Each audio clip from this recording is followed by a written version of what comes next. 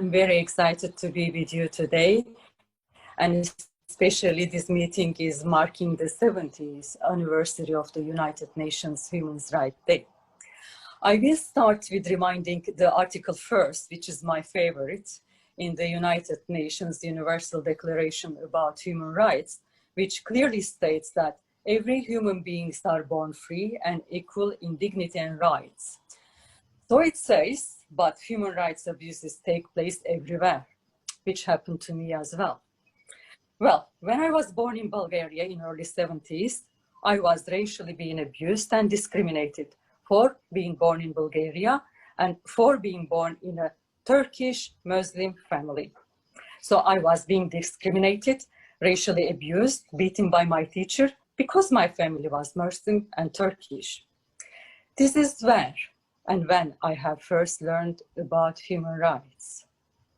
Then we decided to move to Turkey in late 70s again. We stayed in some refugee camps. That days in early 70s, late 70s, Turkey was in a very different and challenging situation. And I had experienced very much difficult condition in the refugee camps. So I faced terrorism, I witnessed cope and being bullied, sexually abused, and faced never-ending gender inequality and discrimination because I was coming from Bulgaria. Not everyone in Turkey did that, of course, but some specific levels in societies in every country do that unfair treatment to people, to human beings, regardless they are ladies or gentlemen or girls or boys. Later, in late 90s, I moved to UK. And then I faced another discrimination and human rights abuse. This time, because my accent was different and I was coming from Turkey and I was Muslim. This is exactly when again I faced and I learned the meaning of Islamophobia. Well, later following to that journey, I moved to Egypt. Moving to Egypt, again I faced racism and discrimination again.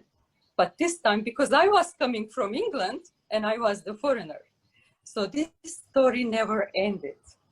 So what I'm trying to say here is bullying, discrimination, and gender inequality, and basically human rights abuses existing everywhere. It doesn't matter where we go. It does exist in every country. It applies to every human being at some point of time. Today, we are experiencing this in Indian-occupied Kashmir, in Uyghur Muslims, in Palestine. We are experiencing it in so many places in the world. But what we need to do is, we need to show a solidarity, and we need to accept that we are all human beings, we are born equal, and we should never allow anyone to tell us we are not good enough because we are coming from different country, from different level of society, because we are different.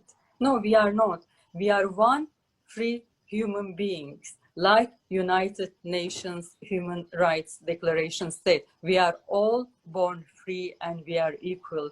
So it doesn't matter we are in Turkey, in some European country, or in Africa, or somewhere in the remote, even in Antarctica. We are just human beings, and nobody has a right to tell us that we are not good enough because we don't speak the same language, because we don't have the same religious beliefs, because we are girls, because we are boys, because we are women or men. It does not matter what we are.